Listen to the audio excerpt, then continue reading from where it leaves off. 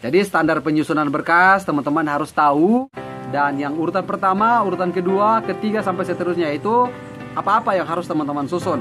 Jadi ada banyak teman-teman juga yang bertanya kepada saya bahwa Pak, saya mau melamar di security, saya juga mau melamar di safety, dan apa-apa saja berkas yang harus saya persiapkan Pak. Jadi di video ini saya berharap bahwa teman-teman semua itu harus fokus agar tidak gagal paham. Dan nonton videonya sampai habis, jangan nonton setengah-setengah. Kalau teman-teman nonton hanya setengah-setengah, nanti timbul lagi pertanyaan yang baru kepada saya.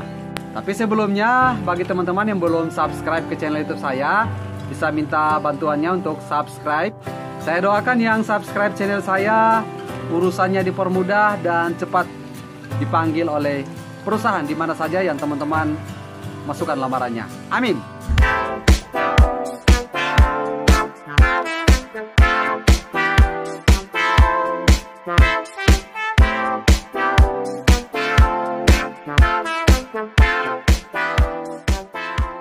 Assalamualaikum warahmatullahi wabarakatuh. Apa kabar nih untuk teman-teman semua yang selalu setia mengikuti video-video dari saya tentang informasi lowongan pekerjaan di PT IWIB. Kali ini saya masih membahas seputar informasi yang berada di kawasan PT IWIB sendiri. Karena sudah banyak teman-teman juga yang bertanya kepada saya di grup Facebook saya dan messenger pribadi saya pun sudah banyak teman-teman yang mengirimkan pesan-pesan tersebut kepada saya. Jadi teman-teman semua perlu ketahui bagaimana cara agar berkas kita itu diterima oleh PT IWIB sendiri. Jadi di video ini saya berharap bahwa teman-teman semua itu harus fokus agar tidak gagal paham. Oke? Dan nonton videonya sampai habis, jangan nonton setengah-setengah. Kalau teman-teman nonton hanya setengah-setengah, nanti timbul lagi pertanyaan yang baru kepada saya. Tapi sebelumnya, bagi teman-teman yang belum subscribe ke channel YouTube saya, bisa minta bantuannya untuk subscribe agar saya lebih semangat lagi nih bagikan konten-konten seputar informasi lowongan pekerjaan untuk teman-teman semua. Saya akan berikan sedikit gambaran kepada teman-teman semua agar nanti bisa menjadi bahan evaluasi. Kenapa berkas saya itu tidak diproses atau kenapa berkas saya tidak pernah dipanggil. Jadi setiap perusahaan itu menerima karyawan itu berbeda-beda. Jadi ada penilaian juga di surat lamarannya. Oke. Jadi penilaian untuk berkas lamaran teman-teman semua itu ternyata sangat penting dalam penulisannya. Baik itu nama perusahaan, minat Anda, kata-kata Anda disusun sebagus-bagus mungkin. Jadi itu adalah poin yang menjadi plus untuk teman-teman semua, menjadi nilai tambahan untuk perusahaan memanggil teman-teman semua. Dari tingkat itu mereka bisa menilai bahwa teman-teman semua ini ternyata rapi, rajin, dan yang satu bisa menjaga kebersihan. Jangan coret-coret surat lamaran pekerjaan teman-teman semua. Oke?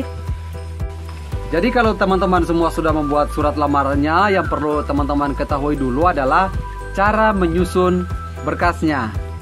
Oke? Karena teman-teman kalau salah menyusun berkas, maka otomatis perusahaan itu dia memeriksa berkas-berkas teman, tetapi karena teman-teman tidak menyusun sesuai dengan kriteria yang mereka minta, maka disitulah teman-teman akan merasa dirugikan. Kenapa saya katakan dirugikan? Karena perusahaan akan mendahului orang-orang yang mengikuti standar yang diberikan oleh perusahaan sendiri. Jadi standar penyusunan berkas teman-teman harus tahu. Dan nanti saya akan berikan sedikit gambaran standar penyusunan berkas lamaran itu di PT IWIB seperti apa.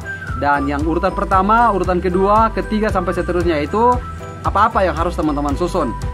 Makanya saya katakan bahwa jangan teman-teman menonton video ini hanya setengah-setengah saja. Karena nanti akan terjadi gagal paham teman-teman semua. Makanya teman-teman perlu menyusun berkas-berkas teman-teman itu sedemikian rapi mungkin agar bisa menjadi pertimbangan agar dipanggil bekerja di PT IWIB. Sebelum teman-teman mengirimkan berkas lamarannya di PT IWIP, baik itu secara langsung lewat Gate 2 maupun secara online. Teman-teman perhatikan dulu tata cara penyusunan berkas yang nanti saya akan berikan untuk teman-teman semua. Jika teman-teman yang ada kertas di situ, ada spidol, nah teman-teman bisa tulis dulu urutan-urutannya. Jadi teman-teman bisa baca juga deskripsi video ini, nanti saya akan taruh di situ urutan penyusunan berkas mulai dari 1 sampai dengan selesai. Jadi yang paling pertama teman-teman harus menyusun berkas sebelum kirim dalam bentuk PDF ataupun secara langsung di Gate 2. Yang paling pertama teman-teman susun itu adalah pas foto.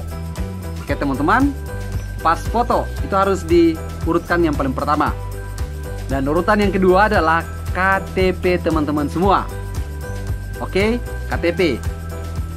Di urutan ketiga adalah SIM B2 umum bagi teman-teman semua yang melamar sebagai operator.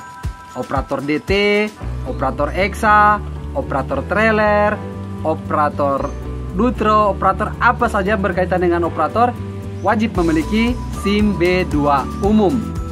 Dan yang berikut untuk urutan keempat yang teman-teman perlu susun berkasnya adalah kartu keluarga teman-teman semua. Itu di urutan keempat teman-teman harus menyusunnya. Yang kelima adalah SKCK teman-teman semua. Catat teman-teman, yang kelima adalah SKCK. Dan yang berikutnya lagi adalah yang keenam teman-teman, itu kartu kuning dari Disnaker. Jadi ada juga bertanya kepada saya, Pak, kartu kuning itu kita dapatkan dari mana sih? Jadi kartu kuning itu teman-teman harus mengurusnya di kantor Disnaker, Dinas Tenaga Kerja di kota teman-teman sendiri. Kalau teman-teman yang memiliki domisili Weda, ya nanti minta di Weda. Terus di urutan ke-7 itu teman-teman harus menyusun ijazah teman-teman semua. Jadi yang di urutan ke-7 itu adalah ijazah yang perlu teman-teman susun. Dan di urutan ke-8 teman-teman itu adalah surat lamaran pekerjaan teman-teman semua. Oke, surat lamaran berada di posisi ke-8 atau di urutan ke-8. Di posisi ke-9 adalah daftar riwayat hidup teman-teman semua.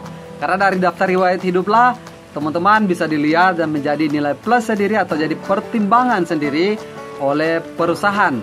Jadi di situ teman-teman bisa menuliskan teman-teman pernah bekerja di mana dan teman-teman pernah menempati posisi apa. Di situ teman-teman bisa tulis langsung dari daftar riwayat hidup teman-teman semua.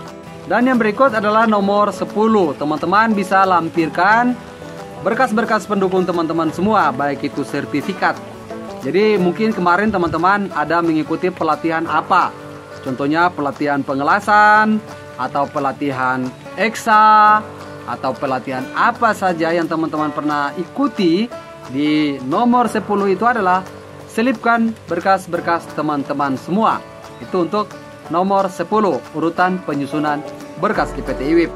Dan urutan ke-11 adalah kartu sertifikat vaksin. Nah ini dia sertifikat vaksin. Bagi teman-teman kemarin yang bertanya kepada saya, Bang, saya baru vaksin pertama, Pak. Saya jawab tidak bisa. Wajib sertifikat vaksin kedua yang teman-teman miliki.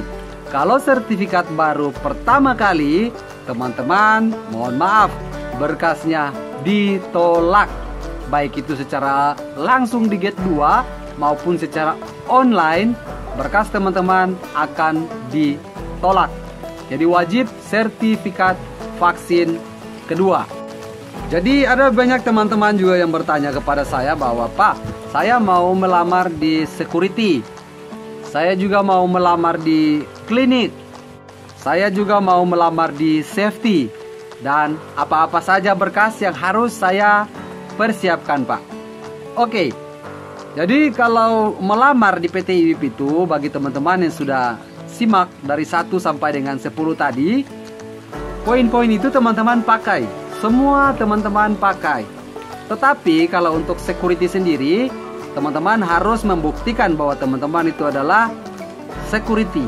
Jadi harus ada sertifikat security. Itu wajib, teman-teman harus memiliki sertifikat security.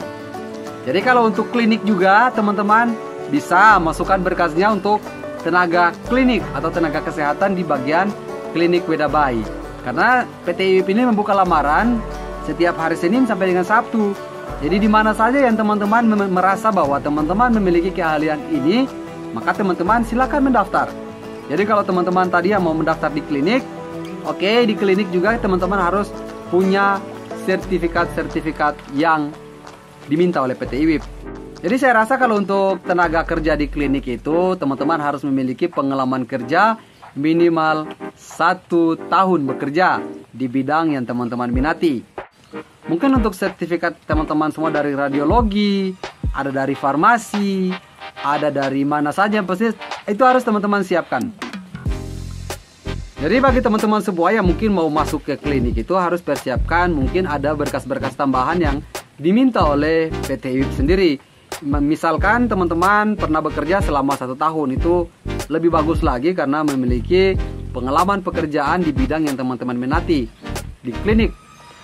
Jadi teman-teman lampirkan dan nanti akan menunggu panggilan dari staf HRD PT IWIP sendiri. Untuk safety juga teman-teman harus memiliki sertifikat K3. K3 umum, K3 basic training juga wajib harus ada. Jadi jika teman-teman yang punya sertifikat-sertifikat yang saya sebutkan tadi, mungkin teman-teman memiliki peluang yang besar untuk bisa melamar di PT IWIP dan bisa diterima secara langsung di PT IWIP. Terus yang sudah bertanya juga kepada saya, Pak, saya juga mau melamar di workshop. Kalau kalian yang nonton video dari awal tadi berarti sama untuk penyusunan berkasnya. Mau di workshop di mana saja itu sama saja, Pak. Jadi tidak ada perbedaan antara workshop, klinik dan lain-lain sebagainya, itu sama. Berkasnya harus disiapkan yang sudah saya sebutkan 1 sampai dengan 10 dan ada 3 kategori tadi, yaitu security, tenaga klinik dan juga safety. Itu ada tambahan-tambahan sertifikat pendukung seperti pengalaman pekerjaan dan juga sertifikat yang dimiliki oleh teman-teman semua. Itu sangat bagus dan menjadi nilai plus sendiri agar menjadi pertimbangan oleh PT IWIP. Jangan lupa dukung channel saya dengan cara subscribe, karena subscribe itu gratis dan teman-teman dapat manfaatnya karena saya tetap akan memposting video 1 minggu itu 3 kali postingan. Jadi teman-teman bisa mengupdate informasi yang teman-teman butuhkan lewat channel YouTube yang sudah saya buatkan kontennya. Sampai di sini video saya. Terima kasih dan sampai jumpa. Salam.